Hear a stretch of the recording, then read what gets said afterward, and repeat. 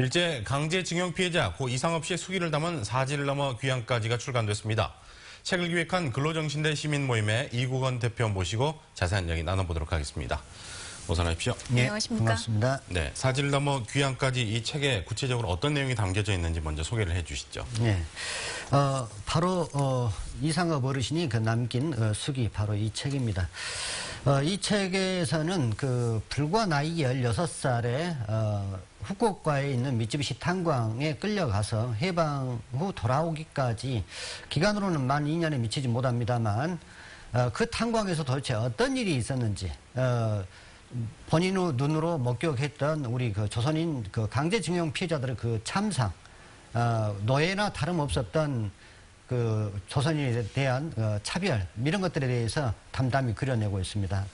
한 대목을 소개하자고 하면 죽은 사람은 오히려 부러워했다고 합니다.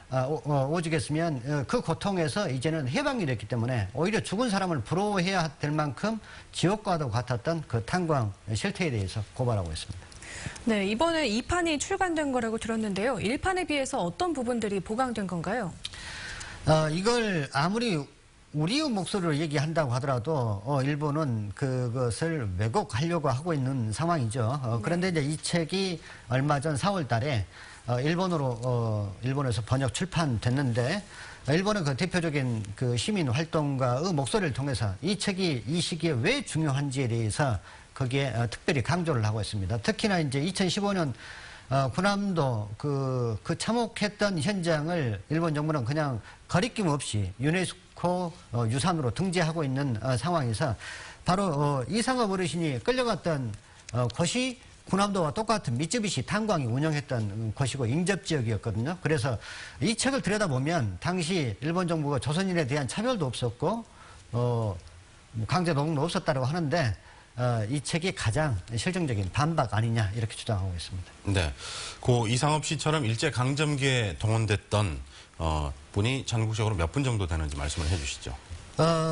한반도를 이외의 지역, 그러니까 국내를 넘어서 일본이나 만주 남태평양 이런 데 끌려갔던 숫자는 약 80여 명만 정도로 추산이 됩니다만 현재는 약 2만 명에 미치지 못할 것으로 생각이 됩니다. 또 더군다나 이분들이 90대 고령이시기 때문에 사실 여생을 얼마도 남겨두고 있지 않다 이렇게 보여집니다. 네.